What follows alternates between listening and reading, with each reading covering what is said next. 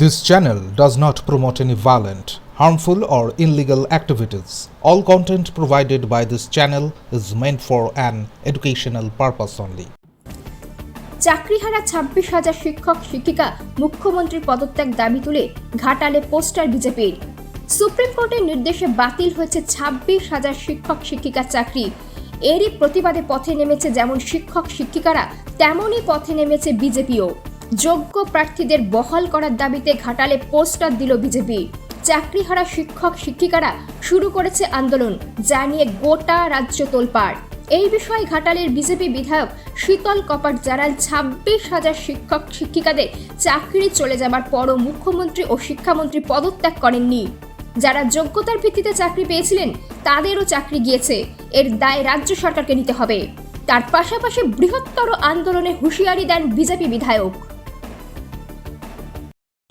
২৬,০০০ চাকরি বাতিল পরেও এই রাজ্যের শিক্ষামন্ত্রী এবং মুখ্যমন্ত্রী এখনও পদত্যাগ করেনি এবং যারা যোগ্য অর্থাৎ যোগ্যতার ভিত্তিতে চাকরি পেয়েছিল তাদেরকে এখনও পর্যন্ত সেই জায়গায় বসানো হয়নি। যাদেরকে পয়সা নিয়ে চাকরি দিয়েছে তাদের দায় কেন যারা যোগ্যতার ভিত্তিতে চাকরি পেয়ে তারা কেন নেবে? এই দায় সমস্ত সরকারকে নিতে হবে। তার জন্য আমরা পথে নেমেছি, পোস্টারিং করছি এবং এরপরে আমরা মাঠে নেমে আন্দোলন করব।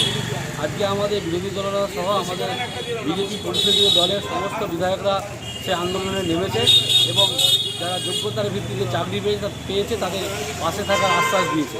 আমরাও সেই আন্দোলন, সে বার্তা নিয়ে মাঠে নেমেছি, পোস্টারিং করছি। এরপর আমরা মাঠে নেমে সমস্ত রকমভাবে আন্দোলন করব, যাতে প্রকৃত যারা যোগ্যতার ভিত্তিতে চাকরি পেয়েছিল তাদের যেন সরকার সঠিক জায়গায় বসায়।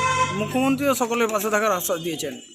মুখ্যমন্ত্রী করবে না, তার কারণ হচ্ছে প্রায় ৭,০০০ ৭,৫০০ মতো অবৈধভাবে কিছু মানুষকে চাকরি পাইয়ে দিয়েছে পয়সার বিনিময়ে।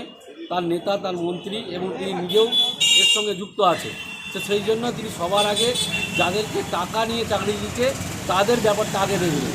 এই সমস্ত মিথ্যে পরিস্থিতি দিয়ে সাধারণ মানুষকে এবং যারা যোগ্যতার ভিত্তিতে চাকরি পেয়েছে তাদেরকে বোকা বানাবার চেষ্টা হচ্ছে, এছাড়া অন্য কিছু নেই। সুপ্রিম কোর্টে আবারও আইনজীবীদেরকে নিয়ে যাওয়া হচ্ছে এই ঘটনায় ব্যাখ্যা চাওয়ার জন্য। দেখুন, এর আগে এই এসএসসি স্টেটকে নিয়ে আমাদের তখনকার বিচারপতি ছিল সম্মানীয় অভিজিৎ গঙ্গোপাধ্যায় মহাশয় এবং আজকের দিনে আমাদের সাংসদ, তিনি যে রায় দিয়েছিল সেই রায় কিন্তু সুপ্রিম কোর্ট বহাল রেখেছে। তো সেই জায়গায় আমাদের মনে হয় আগেও যদি এই রায়টা মেনে নিত তাহলে আজকে এই দিন দেখতে হতো না। যারা যোগ্যতার ভিত্তিতে চাকরি পেয়েছে তাদেরকে আজকে কাঁদতে হতো না। আজকে চোখের জল পড়ছে। একটা দিন এমন আসবে যাদের জন্য তারা চাকরি হারা হয়েছে, সেই সমস্ত তৃণমূল নেতা মন্ত্রী তাদের সবারই চোখ দিয়ে জল বেরোনোয়, শুধু জল নয় রক্ত পর্যন্ত বেরোবে। আর সাধারণ মানুষ থেকে শুরু করে এই সমস্ত মানুষ যারা যোগ্যতার ভিত্তিতে চাকরি পেয়েছিল তারা কিন্তু মাঠে মাঠে ছুটাবে, সেই দিন আর বেশি দূরে নেই। তো সেই জন্য যতই আইন দেখাক, যতই কোর্টে যাক, কিছু লাভ হবে না। সিদ্ধান্ত অর্থাৎ সঠিক সিদ্ধান্ত নেওয়া হয়েছে।